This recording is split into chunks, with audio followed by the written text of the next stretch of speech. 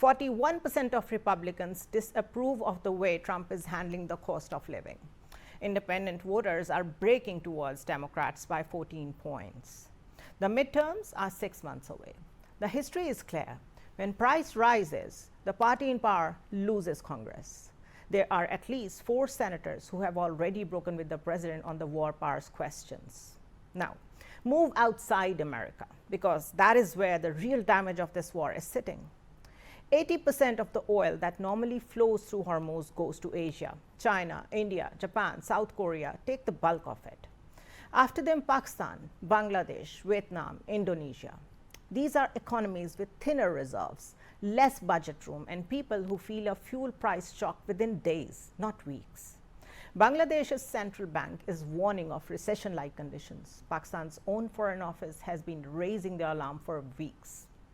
Vietnam Airlines is cutting flights. Jet fuel in Asia is up over 90%. And then there is the politics of Middle East itself. The Gulf states are caught between an American security partner that is now the source of their own region's economic crisis and an Iranian neighbor that they cannot afford to see destroyed, but cannot afford to be seen helping either. Saudi Arabia is publicly silent. The UAE has just left OPEC. Qatar is trying to host talks. The Gulf is doing what the Gulf always does, which is wait for somebody else to take the political risk first. And that someone taking the risk this week is Pakistan. And remember that Pakistan does not have the leverage to deliver the deal alone. Let's talk to our guest. We have Dr. Roxolana Zigon with us. She is an expert in geopolitics, global diplomacy, and IR. Thank you so much, Dr. Roxolana, for joining us. Let's begin with the price. Brent crude at $125 a barrel today. American gas at $4.23 on average, and some pumps are even selling it at $8 in California. So IEA has called this the largest oil supply shock in the history of global market. From your reading, where do these prices go next? And what is that threshold where President Trump might consider stopping short of an extended blockade that he is announcing that he is going towards, or that there are more options of strikes on his desk right now? Do you think these Brent prices are going to fix anything anytime soon in Washington? Absolutely. Obviously, you know that we are witnessing, so we observe a very chaotic situation in the market of oil. So the prices are actually fluctuating, you know, from minimum to maximum, and still it's not the upper ceiling. As soon as the situation around Strait of Hormuz is not going to be resolved, at least we don't see the horizons of this conflict or any kind of concrete diplomatic solutions from both sides, either from Washington or Tehran. But at least we have a better mapping or a better signal from the side of Tehran, and absolutely zero signals from the side of Washington. That's why I assume, sir, what is written in the diplomatic book of Donald Trump, that actually this chaos in the oil prices, you know, is going to be volatile, you know, furthermore. This is absolutely an inappropriate situation for the global economy. So that was also an important part of communication in Moscow between the Foreign Ministry of Iran and the Russian president. Yeah. A lot of experts have been just trying to articulate what was behind the curtains there, you know, in St. Petersburg. First of all, the meeting took place not in Moscow, but in St. Petersburg. And besides the Russian foreign minister and the head of the military intelligence of the Ministry of Defense from the Russian side, it was Russian president, and that actually gave an additional strategic leverage to the communication. Obviously, the agenda was quite vast, quite broad, but most of all, the great concern, I mean, the economy and what is going to happen furthermore with the prices on oil and gas, the food security, the fertilizer, and in general situation.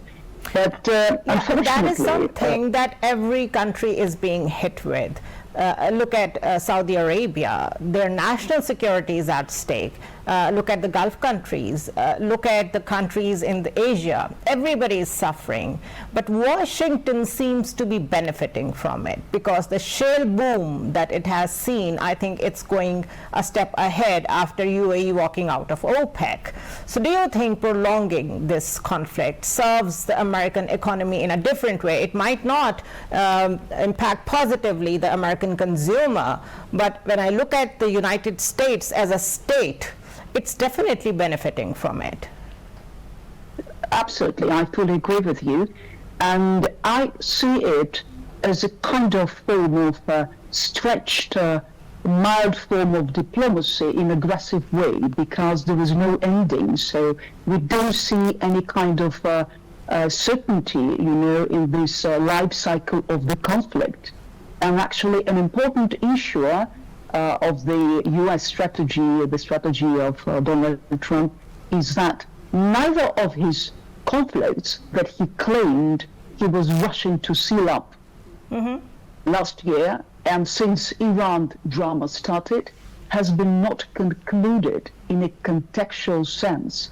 I mean, we don't see practically the results of it, the economic outcomes, the resolution of the tension of the prices. So we see a permanent state of escalation, but in a hybrid form. So that's kind of, some people, observers say that it's a madman diplomacy, or the lack of strategy. No, this is exactly this is a strategy. It is a strategy. Yeah. This is the leadership that is confusing all the parties and not allowing actually to understand till the end.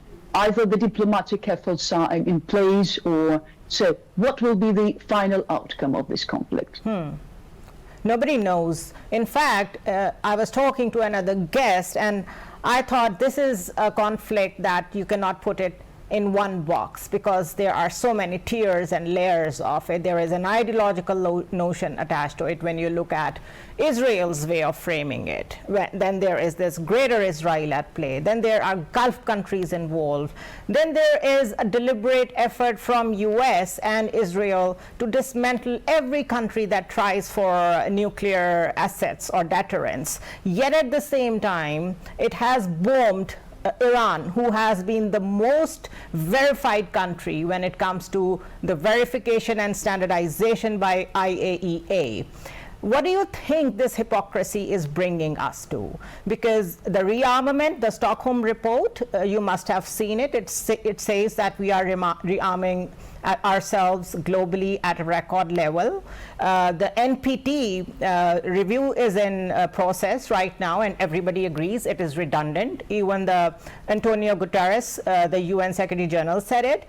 Where is the global order going with this rogue element called Israel and Washington backing it? Actually, we are placed, all of us, all the parties, all the geopolitical players, either they're middle powers or great powers, without any difference. We are placed, as you correctly mentioned, not in one box or several boxes of conflicts or uncertainties.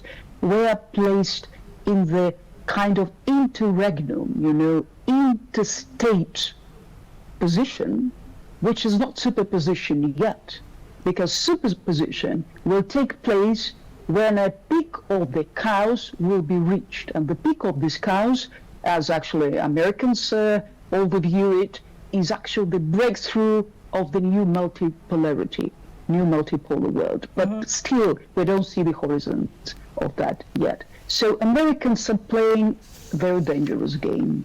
Chaos out of super chaos. But this chaos has an indefinite form. And you cannot play with the zero sum, so you cannot play with the nuclear power anymore, and you can make the international affairs or global affairs nuclearize and militarize at this kind of hilarious hypocritic level, because still there are some limits.